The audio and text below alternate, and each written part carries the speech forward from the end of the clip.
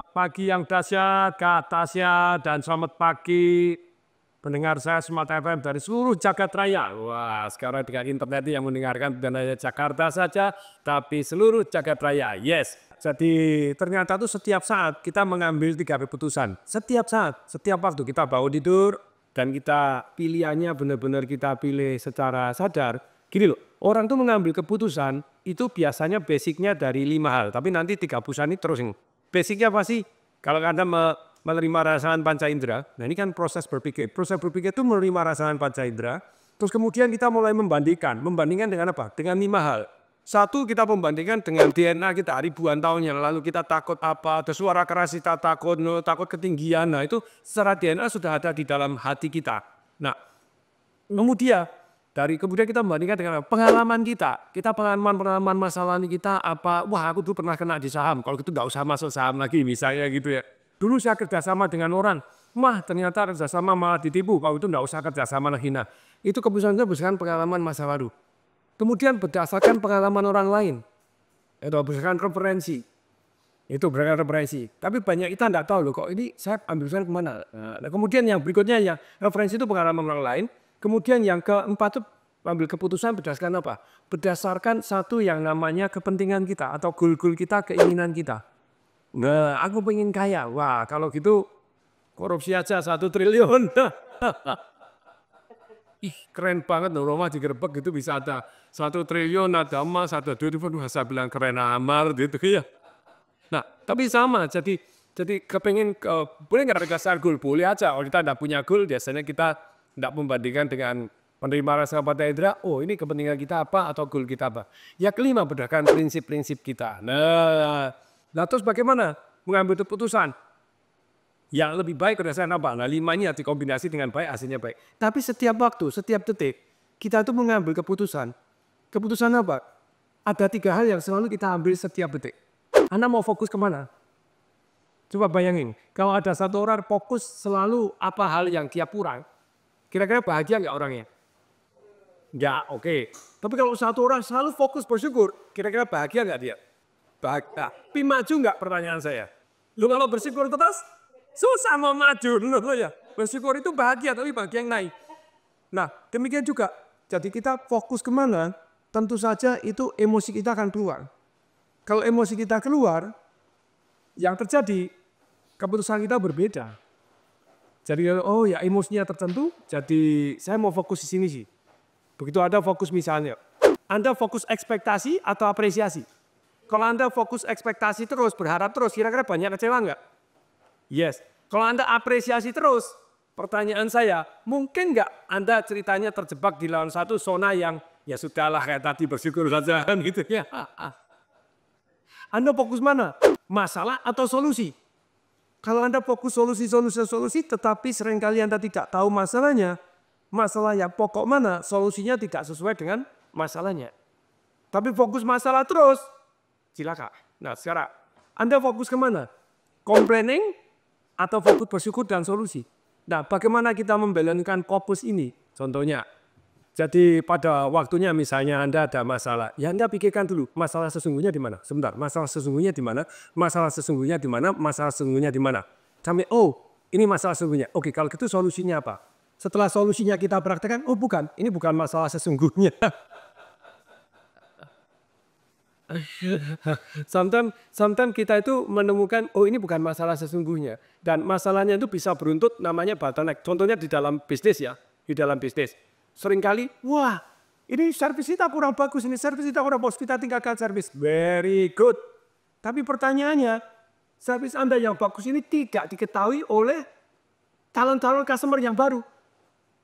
Oh ternyata masalah sesungguhnya, calon customer yang barunya kurang banyak, dan tidak tahu apa servis Anda produk Anda. Ini kurang murah ini, kita murahkan. Oh ini kalah besar kita murah. Oh kurang hadiah nih, kurang promo. Oh kita kasih hadiah. Ternyata setelah dikasih hadiah tetap tidak meningkat karena nggak ada yang tahu. Yang tahu sedikit sekali tentang adanya hadiah ini. Anda tidak keluar-keluar dengan baik. Jadi masalahnya di keluar-keluar. Jadi masalah sesungguhnya di mana? Contoh kalau saya dalam menganalisa sebuah, kan saya punya satu perusahaan namanya MRI, Marketing Revolution International. Ini membantu banyak UMKM karena biasanya kalau konsultan itu harusnya bayar mahal-mahal, di tempat kita enggak. Ini satu perusahaan yang saya dirikan dan kita pemegang sahamnya serta coachnya itu ada banyak, misalnya ada Pak Tani Jaya itu mantan presiden director IBM, apa nggak kurang gitu, presiden director IBM jadi part of the owner dan dari konsultan di tempat saya. Ada Pak Rocky itu jadi dari umur berapa 20 sekian sudah deal juta-juta dolar, puluhan juta dolar gitu ya. Terus ada Pak Lukas dari mantan direktur dari Astra, ada banyak coach yang luar biasa yang membantu yang kecil. Nah, pada waktu itu pakai konsep dari mainframe, istilahnya programnya itu cara berpikirnya frame-nya adalah dari saya awalnya, udah dilengkapi dari mereka jadi lebih dahsyat luar biasa. Tentu saja dengan pengalaman yang top, markotop dari orang-orang yang dahsyat tadi. Contoh, begitu kita menganalisa tadi, sebentar ini masalah pertamanya di mana? Produk jasanya dulu. Nah, kita lihat masalah sesungguhnya di mana. Fokus kita kalau Anda cari masalah dan wah langsung Anda jump to opinion. Wah, ini nggak ada promonya nih. Ya sudah kita buatin promo dah. Loh, ternyata buatin promo pada bagus. Nah, ternyata keluar-keluarnya kurang bagus. Loh, ternyata bukan masalah keluar-keluarnya. Jadi keluar-keluarnya ini tidak kena kepada calon customer yang tepat. Jadi bottleneck-nya itu di mana? Oh, biasanya pertama kali calon customer-nya kurang banyak. Kalau calon customer-nya kurang banyak, silakan. Lah supaya tahu calon customer-nya yang tepat bagaimana? Dan supaya kita setelah tahu customer yang tepat, mereka ada di mana dulu supaya kita tahu. Terus bagaimana kita bisa kontak mereka? Entah dengan apa? Dengan apapun kalau kita bisa tahu dalam hal yang namanya masalah tepatnya. Oh, setelah kita tahu, kemudian bagaimana supaya kita keluar-keluar supaya mereka tahu produk dan jasa kita. WA langsung. Canvassing itu turun di jalan kenalan dengan banyak orang, pakai influencer, KOL, Key Opinion Leader di Instagram misalnya gitu, atau di mana, atau pakai Google Ads, atau pakai TikTok, atau pakai apa supaya calon customer kita ini tahu produk dan jasa kita. Nah, setelah semuanya bagus, nah supaya mereka kenal, pertanyaannya, lah ada penawaran apa supaya mereka take action sekarang? Ternyata nggak ada penawaran, orang tahu ya, ya tahu, ya tapi tahu nggak kepengin, silakan dong. Supaya tahu dan kepengin, nah itu sekali lagi, Anda fokus kemana? Banyak orang fokusnya jump to opinion, hasilnya jadi otak mamalia kita itu penting gitu ya. Tapi otak mamalia kita itu ya tadi, hati-hati loh. Kalau Anda misalnya fokusnya itu ke complaining, dalam beberapa saat dalam hidup saya ini, saya mulai kok komplain. Wah, saya ganti deh. Begitu saya komplain, saya bilang, stop complaining. Fokus bersyukur, fokus solusi. Nah, hasilnya luar biasa. Misal anak saya ketokin, saya bilang, yuk makan bareng. Anak saya bilang, Papa aku sudah makan, temenin Papa aja ya. Terdiam, tidak ada suara, saya tinggal makan. Rendak turun. Saya mulai komplain kepada anaknya yang lain. Ini loh, sudah, ini tidak mau turun, ini gimana nih gini. Nah, komplain, ngapain fokus komplain? Bersyukur dong, bersyukur masih punya anak, masih hidup, dan masih bisa ngomong, saya juga sama bersyukur dong. Tapi kalau bersyukur dong kan naik. Boleh nggak fokus solusi? Boleh, bersyukur dan solusi. Solusinya apa? Panggil lagi ya, Dio. Nah, kamu panggil lagi ke atas, tunggu Papa. No. Kemudian alasan lagi, Pak, aku sebentar lagi mau badminton. No, sebentar. Nggak apa-apa, turun temenin Papa dulu. Fokus solusi. Nah, begitu turun, nah Anda punya pilihan. Marahin atau kasih pujian. Nah, kan Anda fokusnya beda, terserah. Marahin, dari tadi dipanggil, nggak mau terus ini. Jadi Papa nggak penting, atau komplaini lagi. Atau Anda mau fokus, something ya namanya kasih ucapan bersyukurnya. Nah, saya lebih nah ini loh, walaupun kamu sibuk, walaupun kamu sudah makan, tetap mau datang nemenin Papa, nih Papa bersyukur, Papa senang. Nah, terserah Anda. Hidup penuh pilihan. Anda mau pilih complaining lagi, Anda hajar, Anda marahi, atau Anda fokus bersyukur, Anda wah, Papa senang, Papa ini walaupun kamu sibuk. Yo, Papi aku sebentar lagi badminton aku nemeninnya. Papa cuma sebentar ya. Iya, enggak apa-apa, nak. Yo, ya kita nemenin. Kamu sampai jam berapa nih? Berarti masih bisa nemenin Papa 5 menit. Lumayan ini ya. Setelah itu kamu siap-siap. Oke, lalu setelah 5 menit kamu ngomong ya, terus ngobrol-ngobrol saya. Papa aku tak siap-siap. Ya oke, silakan. Nah, jadi hidup ini penuh pilihan. Jadi ketika Anda fokus complaining, maka Anda akan master of complaining. Karena di mana energi mengalir, di sana tumbuh. Kalau Anda merasa mendapatkan manfaat dari video-video saya, silakan subscribe. Dan Anda klik di loncengnya sehingga Anda bisa mendapatkan video-video saya yang terbaru, Anda dapat informasi. Kemudian share kepada orang lain dan like, karena kalau Anda share, ini saya belajar dari teman yang beragama Islam bahwa semua orang pasti meninggal dunia. Kalau Anda meninggal dunia, tinggalkan 3. Anak yang soleh yang mendoakan orang tuanya baik, kemudian amal jariahnya, kemudian 3 ilmu yang bermanfaat. Kalau Anda share ilmu ini kepada orang lain dan ternyata orang lain bisa mendapatkan manfaat, kita mendapatkan pahala walaupun kita sudah tidak ada. Jadi please share kepada orang lain dan like. Semoga bermanfaat. Saya Tung Desemaringin mengucapkan salam. Nah kalau bangkrut, mendadak saya kasih link. Kalau bangkrut, nanti duitnya habis. Kalau duitnya habis, nggak bisa makan. Kalau nggak bisa makan, mati. Ya, kalau gitu mau, Aisyah, nggak. Iya kan? Daripada gitu saya fokus dong. Saya fokusnya gimana? Saya ubah pertanyaan, mengubah fokus, salah satunya mengubah pertanyaan. Daripada Anda bertanya caranya mengubah fokus. Daripada Anda nanya, kalau gagal bagaimana? Saya tanya, supaya kemungkinan berhasil lebih tinggi gimana? Nah ketika saya fokus dengan pertanyaan, mengarahkan fokus dengan pertanyaan, kalau supaya saya berhasil, kemungkinan berhasil lebih tinggi bagaimana? Mendadak harus punya pengalaman. Pengalaman lama. Nah kalau saya tidak mulai kan tidak punya pengalaman. Ya sudah kan mulai. Tapi kalau nanti supaya risikonya lebih kecil, mulai nanya, akhirnya keluar jawabannya. Oh supaya risikonya lebih kecil, supaya kemungkinan berhasil lebih banyak, kerjasama dong dengan yang sudah berhasil. Pertanyaannya, yang sudah berhasil mana mau kerjasama dengan kita? Lah kalau Anda sudah membuat pernyataan seperti itu, Anda tidak ada fokusnya ke sana. Lah lebih baik saya nanya bagaimana? Saya nanyanya begini, supaya mau, kira-kira apa yang harus saya lakukan, apa yang harus saya katakan, supaya orang-orang yang sudah berhasil mau. Nah, nggak ada peluang. Oh ya nggak ada peluang.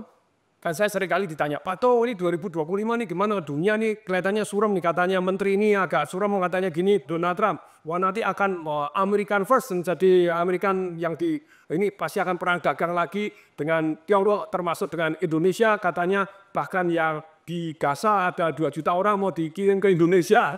Ngarang aja ini Donald Trump seolah-olah bisa ngatur dunia, saya ngaturnya sendiri. Nah itu kira-kira efeknya apa? Sekali lagi, Anda mau fokus kepada bahwa dunia ini sedang suram atau ada peluang. Kalau kita fokusnya kepada ini ada fokus peluang dan fokus ilmu-ilmu yang bermanfaat yang bisa membuat peluang saya menjadi lebih baik, kamu akan mendapatkan uang yang banyak. Oh Anda mau fokus, takut ilmu. Nah, kalau tadi Anda ya masak penting, anak nangis penting ya, tapi boleh nggak Anda anak nangis bentar Pap nih, tolong anakmu gini aku tak dengerin ini, misalnya boleh nggak? Bisa, Anda bisa delegasikan, Anda bisa masak, oke mbaknya delegasikan, bisa nggak? Bisa. Jadi hidup ini penuh pilihan Anda mau fokus kemana. Berapa hari di Instagram saya lagi ngambilin sampah-sampah ini. Tahu nggak ketika saya ngambilin sampah-sampah, pegawai saya lagi mancing, kurang ajar. Tobat. Tapi kira salah ini. Saya fokus bersih, sana fokus mancing. Ya boleh nggak boleh. Satu ada efek positif memberi teladan kepada yang lain. Nah, tapi kalau enak aja kamu mancing ya betul saya yang ngurut yang mancing. Tapi saya bilang kamu beli ya lele untuk mancing ikan toman. Karena saya lagi fokus ngambilin toman-toman yang gede karena toman itu predator. Makanin ikan-ikan yang kecil kan gitu ya. Nah, tapi saya fokus ke sana. Daripada saya harus suruh fokus beli lele kan. Kemudian siapkan pancingnya dia mancing. Saya fokusnya begitu datang nggak fokus mancing lihat sampah gemes. Pokoknya sampah, ya tak bersihin dong sampahnya, betul nggak? Begitu saya bersihin, pegawai saya di sana ya sudah ngumpulin sampah, sungkan. Lihat saya bersih-bersih, dia ikut ngumpulin sampah, di sini sudah ditumpuk begitu. Terus saya bilang, ini salah ini. Bosnya bersih-bersih, Pak, anak ya mancing aja. Saya yang mancing, kamu lanjutin mesin-mesin, enak aja. Tapi sekali lagi, fokus mobil merah, Anda mendapatkan mobil merah. Anda fokus kepada peluang, Anda dapatkan peluang. Di setiap situasi, mau situasi yang negatif sesuatu yang apapun, tetap ada satu yang namanya peluang-peluang. Nah Anda kalau menemukan peluang dapat duit, ada ilmu-ilmu. Kenapa orang tidak fokus belajar? Karena dia merasa kayak tadi, mobil merah, apa gunanya? Belajar, dengerin Smart FM. Namanya aja Smart FM, dengerin smart jadi smart kan gitu ya. Tapi ternyata orang, radio emangnya gue pikirin, Smart FM emang gue pikirin. Atau Desemaringin talk show emangnya gue pikirin. Ya tidak apa-apa. Tapi kalau Anda, saya dengerin ini bisa mengubah hidup saya. Setiap dengerin saya bisa dapat miliaran. Kayak saya belum baca buku. Kalau Anda main ke rumah saya, patung di rumah saya itu patung buku. Patung buku-buku saya buatin dari batu Gunung Merapi itu. Di satu gede-gede diukirin satu nama bukunya, ditempel, disusun, disundup pakai besi yang ke atas itu ya. Loh, kenapa patung buku? Karena buku itu yang membuat saya punya rumah sebesar ini gitu ya. Nah itulah, saya ikut seminar, patung seminar, apain diajarin kan mereka kaya dari jualan seminar. saya kaya dari ikut seminar, terserah Anda nuduh. Kan Anda fokusnya kemana? Betul nggak? Nah, ketika Anda fokus ada orang yang jualan buku, ada seminar, ada talk show di radio, kemudian spread, ya tidak apa-apa. Itu hak Anda. Hidup Anda ikut spread juga. Itu dia. Anda memperhatikan hal-hal yang penting. Jadi kalau kita itu kan tadi loh, jadi daripada fokus masalah boleh nggak? Boleh 20%. Kita kan porsinya aja. Masalahnya sesungguhnya di mana? 8% fokus kepada solusi. Ini ada pernyataan yang luar biasa kan begini ya. Kayak tadi, kalau Kak Tasya pada waktu saya tanya mobil yang warnanya merah tadi waktu saya lewat ada berapa mobil? Nggak tahu, nggak fokus ke sana Pak Tung, that's true. Tapi begitu saya kasih insentif, Kak Tasya nanti ya pada waktu jalan lagi, pada waktu siaran mau talk show dengan saya, tolong hitungin yang warnanya merah ya. Dan dibuktikan di foto pakai timestamp. Jadi ada aplikasi gratis diambil timestamp, kemudian Anda lakukan dan terus kemudian setiap ada satu mobil yang bisa Anda foto, Anda dapat duit 1 juta rupiah. Wah, malah muter seluruh Jakarta itu cari yang merah kan itu ya. Masuk ke parkiran mana cari merah, Anda betul-betul kan muter dan nyari. Demikian juga kalau hari ini contohnya ada, Pak Tung, saya ini sedang pendidikan. Saya lagi jadi di Universitas Lampung, ini ada di IG saya, tungsiaparimin.id, dia tanya, saya ini jadi ojol. Nah, ojek online kan gitu ya. Menurut Pak Tung gimana, penghasilan saya tidak cukup. Nah, saya bilang kalau Anda penghasilan tidak cukup, Anda fokus kemana? Fokus berkeluh kesah tidak cukup? Atau fokus cari solusi? Cara cari solusi, cari peluang. Anda ada nggak meluangkan waktu untuk cari ilmu-ilmu? Cari orang-orang yang jauh lebih sukses dibanding Anda? Menoleh kanan dan kiri untuk melihat peluang-peluang lain yang bisa mengubah hidup Anda. Dan percaya tidak, kayak tadi, peluang itu ada di mana-mana. Salah satu contoh bupati yang super top, dahsyat luar biasa, Bupati Sragen yang akhirnya jadi patron dari Pak Jokowi yang ikutnya. Pak Jokowi juga belajar dari bupati itu, kan jadi wali kota, digunakan, akhirnya jadi presiden juga digunakan. Nah, Sragen pada waktu itu bupatinya super dahsyat, dia fokus bagaimana mengurangi pengangguran dan meningkatkan jumlah pengusaha. Nah, dia pada waktu orang-orang yang, dia bilang, siapa anak-anak muda yang lagi mau merantau, ini saya kasih jurus, kalau Anda jurus mau usaha. Jadi kalau Anda pergi ke tempat, kan banyak yang dari Sragen pergi ke Papua, pergi ke Makassar, pergi merantau, pergi kemana-mana gitu ya. Sebelum mereka merantau itu, lurus di SMA itu, dari waktu SMA sudah di briefing sama dia. Kalau Anda merantau, pergilah ke pasar. Nah itu ya, pasar itu pusat transaksi. Yang namanya ekonomi itu adalah jual beli. Ekonomi naik karena jual beli naik. Ekonomi turun karena jual beli turun. Secara simpelnya seperti itu gitu ya. Saya diskusi sama ChatGPT, akhirnya ChatGPT-nya ngalah sama saya. Betul, dapat pokok betul. Dia kan jelasan, ekonomi apa? Wah, ekonomi gini, ini mumet enggak pengaruhan.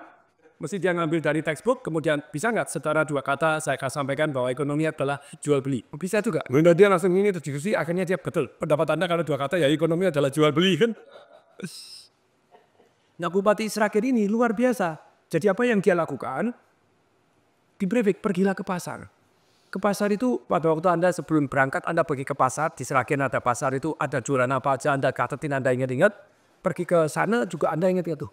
Apa yang ada di sana tidak ada di Sragen. Apa yang ada di Sragen tapi tidak ada di daerah sana.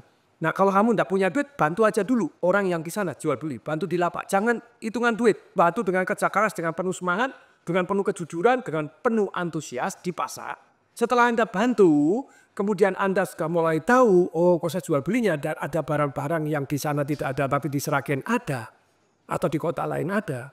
Mulai Anda cari, bukalah lapak di sana, mulailah jualan. Wah, ini bupati luar biasa. Ngajarin, kalau kamu merantau, ini jualan bakso, jualan apa. Jadi, terus kemudian lahan-lahan yang tidak produktif milik pemerintah, bagikan kepada rakyat. Nanti akhirnya dipakai oleh Pak Jokowi juga gitu ya. Lahan tidak produktif, tapi tidak boleh dijual. Kan banyak orang cari gampang toh. Ini perhatian. Satu hari saya ini, Anda terserah fokusnya di mana, tapi fokus solusi.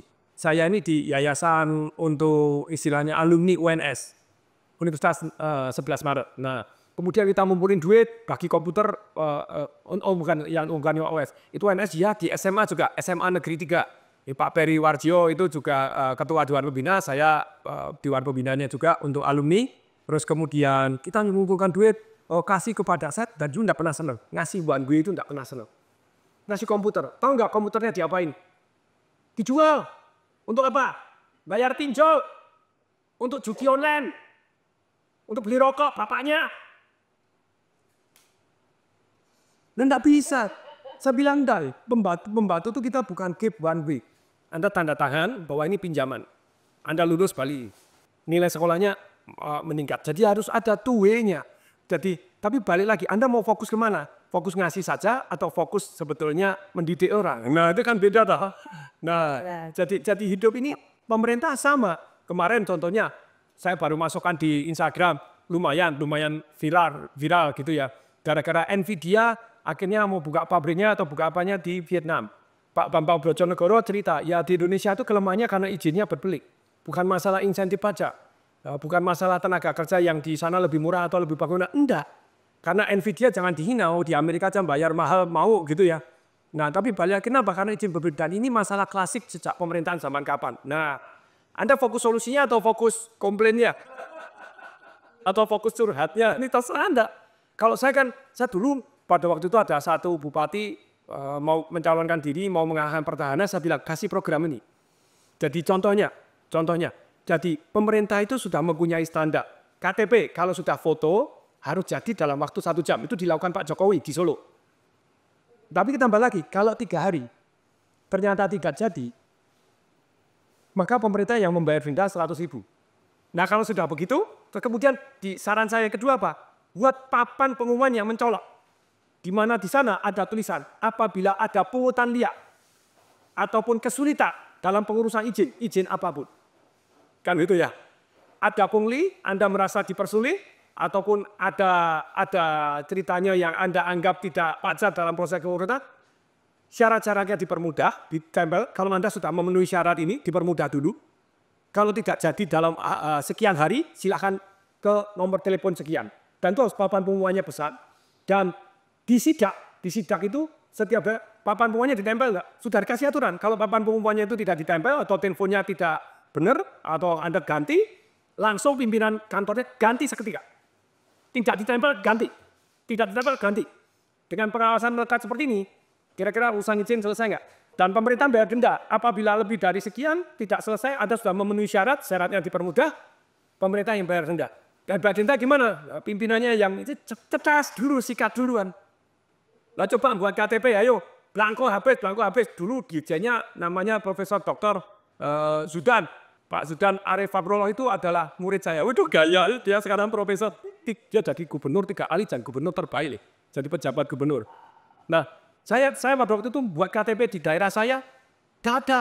Terus kemudian, tidak bisa Pak, ini blankonya habis. Saya langsung telepon Prof. Zudan yang Dirjen Dukcapil pada waktu itu, dia bilang sampai dihapusin Mas. Tapi ternyata kantor pusat nggak bisa. Karena dia beda dengan aturan apa itu kalau buat paspor apa itu kan dari kantor pusat dan tidak bisa tempel sini. Kalau itu termasuk masing-masing daerah. Lah masing-masing daerah ini begitu lama apa yang terjadi? Langsung ada orang dipakai seragam tapi tidak pakai namanya disembunyiin. Pak buat KTP ya? No iya. Oh, kalau mau cepat bisa saya bantu Kak. Bapak butuhnya berapa lama? Oh, saya butuh sehari. Oh bisa Pak 1 juta. Langsung ditawari gitu. Ya, kurang ajar banget. Nah tapi itu balik lagi. Dihapusin Mas blankonya banyak. Terus dikasih surat apa itu? Surat pengganti dulu. Surat keterangan. Surat pengganti kelurahan. Itu sampai setahun ya baru jadi. Kalau Anda ceritanya gini. Selalu alasannya belangko habis. Padahal di Jen Dukcapil bilang tidak habis waktu. Saya bilang Mas dilakukan begini. Wah ini daerahnya masing-masing. Nah rodok tidak berdaya. Nah paling gampang begini. Pusat mengambil keputusan. Kalau pimpinan daerahnya tidak bisa begini. Bagian kepala dinasnya langsung ganti. Selesai aja. Harus pasang tempat komplain tadi. KTP. Sebetulnya kalau Pak Jokowi 1 jam jadi. Kalau zaman dulu Pak Jokowi di Solo programnya gitu. Setelah Anda foto 1 jam jadi. Pada waktu dirapatkan ada 2 camat, 1 kepala dinas. Oh enggak bisa Pak, 1 jam jadi gini, enggak bisa Pak, gini. Oke, Pak Jokowi besok langsung diganti. Selesai tuh. Kepala dinasnya ganti langsung, camatnya langsung ganti. Selesai. Jadi Anda fokus kemana? Solusi atau fokus curhat? Kalau Anda fokus curhat, ya Anda dapat perhatian, tapi rasanya aneh. Pemerintah curhat sendiri. Wah ini klasik ini, dari atas orang main semua. Ya Anda solusinya loh. Jangan-jangan kita yang salah pilih ini. Ya, jadi sekali lagi ya, ada 3 hal yang kita ambil pesan setiap waktu. Nomor 1 fokus kemana? Apapun yang terjadi, Anda mau fokus kemana? Ini kan banyak terjadi, yang banyak hidup dalam hidup kita terjadi kan banyak pilihan loh. Oh, saya mau bakar buku dulu Pak Tung. Oh, saya mau masak dulu Pak Tung. Saya mau masuk kerja dulu Pak Tung. Saya mau dengerin lagu dangdut dulu Pak Tung. Silakan. Jadi semua punya pilihan, Anda mau fokus kemana. Di mana Anda fokus, di sana energi mengalir. Fokus cari peluang, fokus belajar ilmu-ilmu yang mengubah hidup kita, fokus melakukan hal-hal yang meningkatkan diri kita, hasilnya akan berbeda. Gitu ya. Kemudian yang kedua, sepersekian detik. Begitu apapun yang terjadi, Anda usia saya mau fokus di sini. Yang kedua, Anda memberi arti apa? Begitu Tong Sewari ini ngomong, anak omong tok. No, ya terserah Anda memberi arti seperti itu, Anda tidak menghargai ilmunya. Kan itu ya. Oh enggak, Pak Tong membuktikan loh itu dirinya sendiri.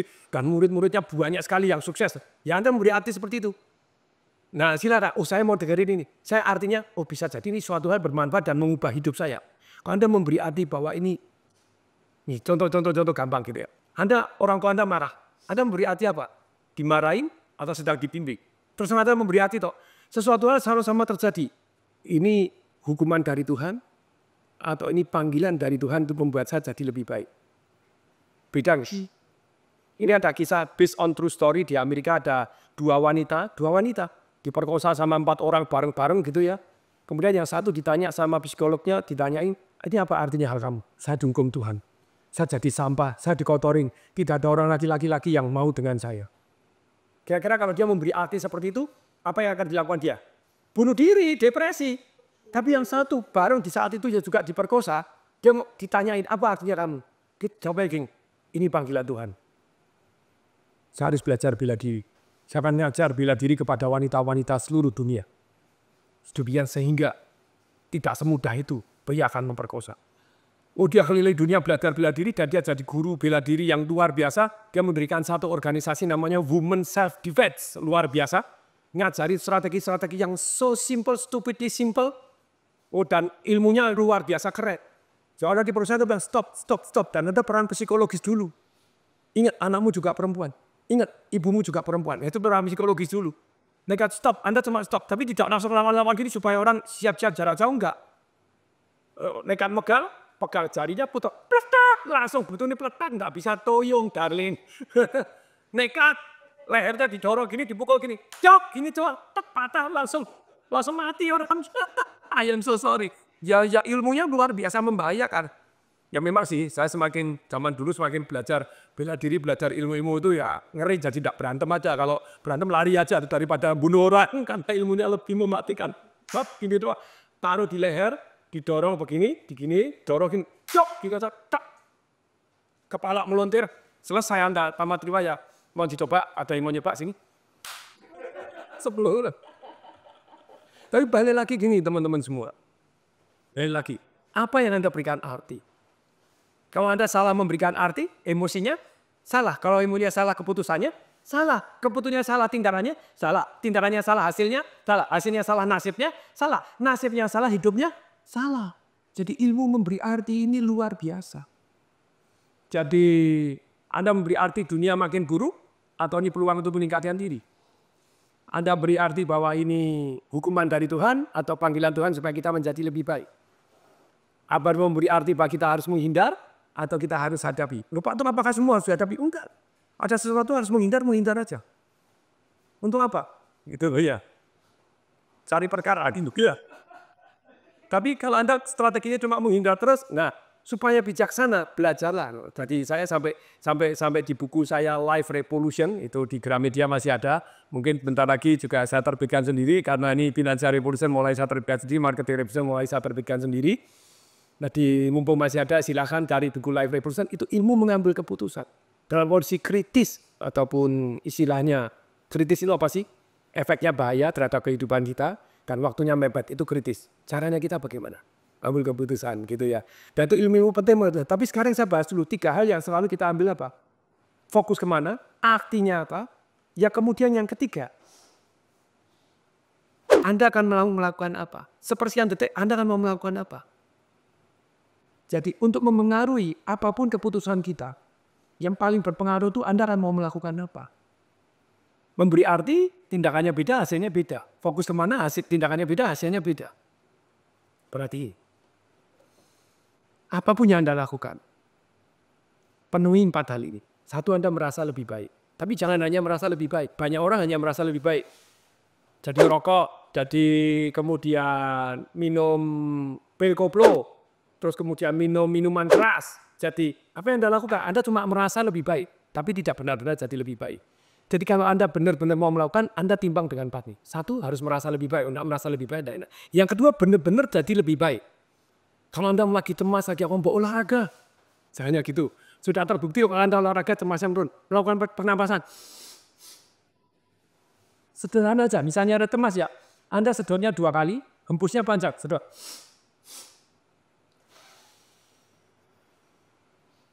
Seketika, instan, feeling lebih baik, lebih damai. Lu kok Patung tahu? Saya belajar dari Andrew Huberman. Siapa itu? Kalau Anda cari YouTube banyak sekali. Huberman.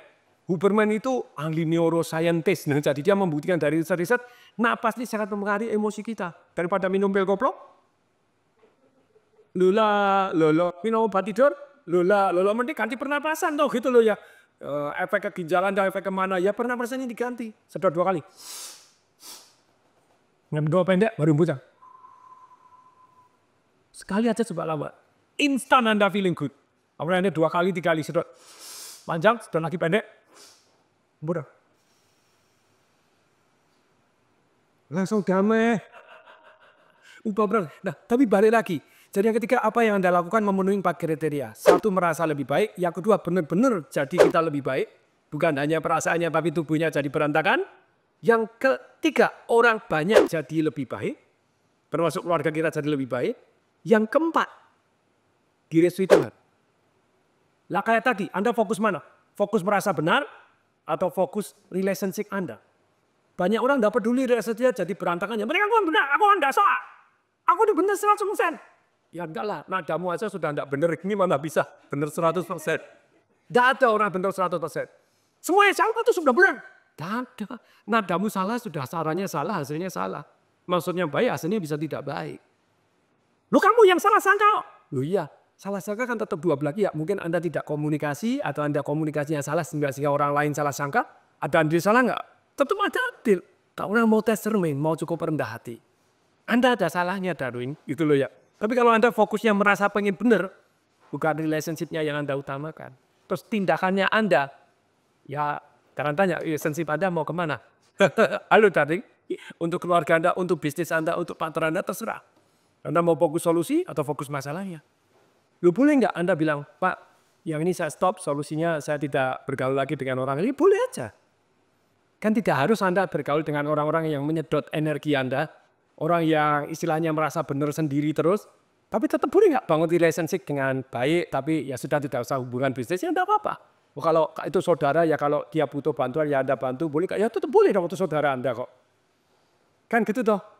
Jadi, tapi orangnya menyedot energi terus, Pak ini gini, complaining, gini, mau berkeluh kesah, merasa dirinya benar terus. Ya enggak apa-apa, jauh-jauh tapi tetap baik, tetap saudara, kan hak Anda. The part of the solution. Tapi kalau lingkaran 1, istri Anda, anak Anda, ya enggak boleh merah.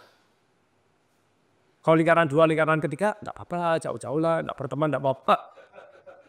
Hatinya damai-damai aja, teman-teman, tapi jauh-jauh. Ini kan salah satu part of solution. Ingat, apa yang Anda lakukan ini, putuskan apapun yang terjadi, Anda melakukan hal-hal yang membuat diri kita lebih baik.